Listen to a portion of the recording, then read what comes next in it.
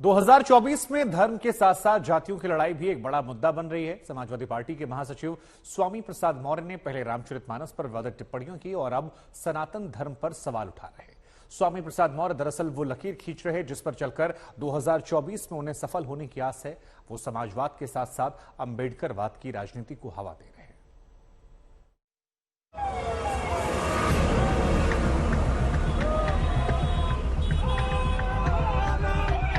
स्वामी प्रसाद मौर्य का काफिला वाराणसी की गलियों से गुजर ही रहा था कि अचानक कुछ युवा उनकी गाड़ी की ओर लपके। हर हर महादेव और जय श्री राम के नारे लगाने वाले ये युवक स्वामी प्रसाद मौर्य पर स्याही फेंकने की कोशिश कर रहे थे।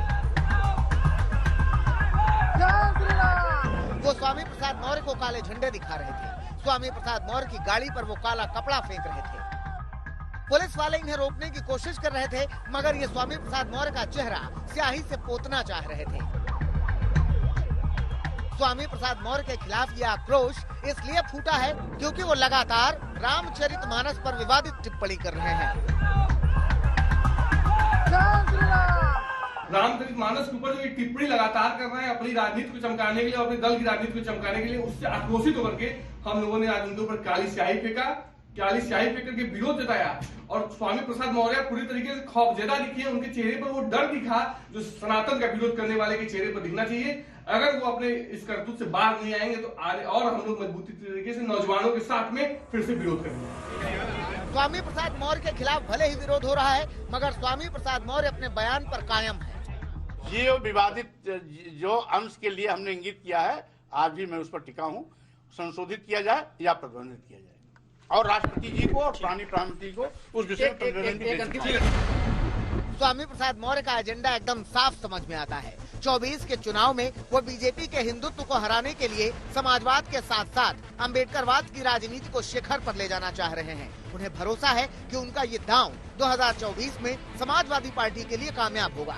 इसीलिए स्वामी प्रसाद मौर्य मानस के साथ साथ अब सनातन पर भी सवाल उठा रहे हैं। सनातन का मतलब ये होता है प्राचीन पुराना। सनातन कोई धर्म नहीं, उसकी प्राचीनता या पुरानेपन से इस सनातन शब्द की उपज है। भगवान बुद्ध ने भी अपने संदेश में कहा था, एस धम्मो सनातना। स्वामी प्रसाद मौर्य हिंदुत्व के खिलाफ बयानबाजी से बाज नहीं आ रहे हैं। उनके बयान के बाद ही लखनऊ में ओबीसी समुदाय के लोगों ने रामचरितमानस की कुछ प्रतियां जलाई थी, मगर स्वामी प्रसाद मौर्य इस बात से इनकार करते हैं। वो कहते हैं कि मानस की कहीं कोई प्रति नहीं जलाई गई। कोई प्रति नहीं जलाई गई। क्यों प्रतिमा लखनऊ में जलाई गई? ये सरकार के दबाव में पुलिस का एजेंडा है। कोई पुलिस प्रति नहीं जलाई गई। क्या बात करते हैं आप? और सिर्फ नारी का विरोध, केवल दफ्ती में स्लोगन जलाना वो रामचंद्र की बात की प्रति नहीं होता। स्वामी प्रसाद मौर्य के बयान पर बीजेपी तो सवाल उठा ही रही है। वो स्वामी प्रसाद मौर्य के बहाने अखिलेश को तो घेर ही रही है, मगर स्वामी प्रसाद मौर्य के बयान का विरोध खुद उनकी ही पार्टी में भी हो रहा है। समाजवादी पार्टी के विधायक कहते हैं कि जो मानस को नहीं मानता वो ना तो सनातनी है और ना सच्चा समाजवादी। जब उस नेता के मुंह से निकली बात मेरे हृदय को कचोटने लगी, मुझे पीड़ा देने लगी, तो सबसे पहले उत्तर प्रदेश में खड़े होकर मैंने मीडिया के माध्यम से ये कहने का साहस उठाया कि राजनीति रहे ना रहे, विधायक रहूं ना रहूं, आगे टिकट रहे ना रहे, लेकिन धर्म को बचाने के लिए और धर्म के साथ खड़े करने के लिए आपका भाई, आपका बेटा, आपका सेवक खड़ा रहेगा। और मैंने सबसे पहले कहा कि जो इस तरह की बात कर रहे हैं ना तो सनातनी हो सकते हैं।